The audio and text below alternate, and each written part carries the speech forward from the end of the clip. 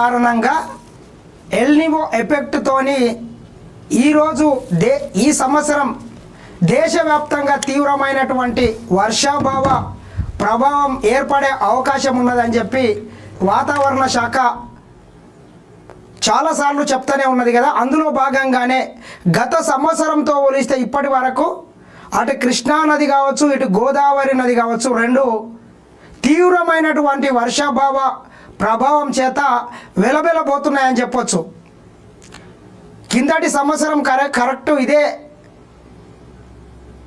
June మాసంతో పోలిస్తే ఈ మాసానికి చాలా తక్కువ వర్షపాతం నమోదైనట్లు వాతావరణ శాఖ అంచనాలు అయితే వేసింది. చూడొచ్చు ఒక్కసారి మనం అన్ని పత్రికల్లో ప్రధానమైనటువంటి వార్త అదే ఉన్నది.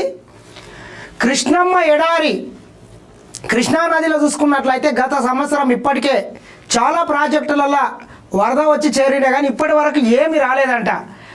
పశ్చిమ కనుమల నుంచి సాగర్ వరకు తీవ్ర వర్షభావం. గత ఏడాది ఇదే సమయానికి బిరబిర పరుగులు. గత సంవత్సరం ఇదే సమయానికి అన్ని ప్రాజెక్టులకు మనం ఇందాక చెప్పినట్లే వాటర్ వచ్చినాయి, కానీ ఈసారి వాటర్ లేక వెలబెలబోతున్నది అంట. ఆలమట్టి నుంచి సాగర్ వరకు అన్ని ప్రాజెక్టులకు సగటున 10,000 క్యూసెక్కుల వరద. ఈ ఏడాది ఇప్పటి వరకు ఆలమట్టి ప్రాజెక్టులో చుక్క నీరు కూడా చేరని వైనం. గత ఏడాది కరెక్టు ఇదే సమయానికి అటు ఆలమట్టి కావచ్చు, నారాయణపూర్ కావచ్చు, జూరాల కావచ్చు, శ్రీశైలం కావచ్చు, నాగార్జున సాగర్ వరకు ప్రతి ప్రాజెక్టుకు దాదాపు 10,000 వరకు క్యూసెక్ల వరకు వరద వస్తే ఈ సంవత్సరం ఇప్పటి వరకు ఒక చుక్క నీరు కూడా వచ్చి చేరలేని పరిస్థితి అయితే ఏర్పడ్డది.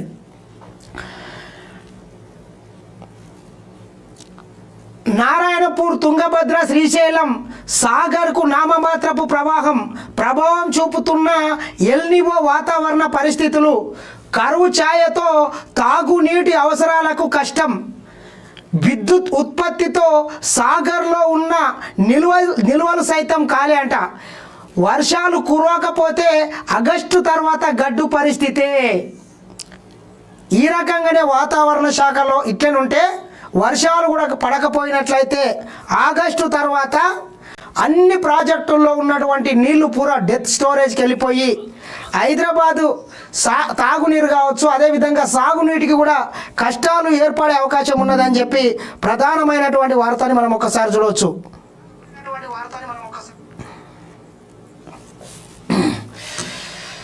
కృష్ణమ్మ తడారిపోయింది. పరివాహక ప్రాంతాల్లో ఆశించిన వర్షాలు పడకపోవడంతో నీళ్లు లేని ఎడారిని తలపిస్తోంది. గతేడాది సరిగ్గా ఇదే సమయానికి ఆలమట్టి ప్రాజెక్టు నుంచి నాగార్జున సాగర్ జలాశయం వరకు ప్రాజెక్టులన్నింటికీ సగటున 10,000 క్యూసెక్కుల వరద ప్రవాహం కాగా ఎల్నినో ప్రభావంతో ఈ ఏడాది అక్కడి నుంచి ఇక్కడి వరకు ఎలాంటి పరిస్థితి లేకుండా పోయింది. అలాంటి పరిస్థితి లేకుండా పోయింది. ఎగువన కర్ణాటకలోని ఆలమట్టి జలాశయానికి గతేడాది సరిగ్గా ఇదే సమయానికి 12,134 క్యూసెక్కుల వరద నమోదు కాగా ఈ ఏడాది జూన్ 13 ఉదయం 9 గంటల సమయానికి కూడా చుక్క నీరు రాకపోవడం పరిస్థితి తీవ్రతను స్పష్టం చేస్తోంది. ఒక్క చుక్క నీరు కూడా రాలేదంట ఆలమట్టికి. ఆలమట్టి గరిష్ట నిల్వ సామర్థ్యం 129.72 టీఎంసీలు. గత ఏడాది ఈ సమయానికి 64 టీఎంసీలు చేరాయి. గత ఏడాది ఈ సందర్భానికి ఆలమట్టిలో 64 టీఎంసీలు చేరితే ఇప్పటి వరకు ఆలమట్టిలో 20 టీఎంసీలు కూడా లేనట్లున్నాయి ఈ సంవత్సరానికి. అంటే తీవ్రమైనటువంటి వర్షాభావ ప్రభావం ఈ సంవత్సరం అయితే ఉన్నది.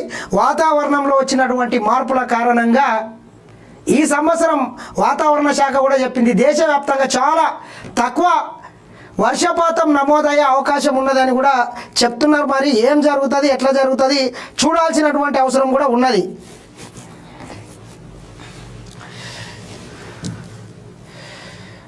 అది వాతావరణానికి సంబంధించినటువంటి ప్రధానమైనటువంటి వార్త. ఇది ఒక్కసారి చూడండి. ఆర్మీ కొత్త చీఫ్గా ధీరజ్ సేత్ భారత ఆర్మీకి కొత్త ఆర్మీ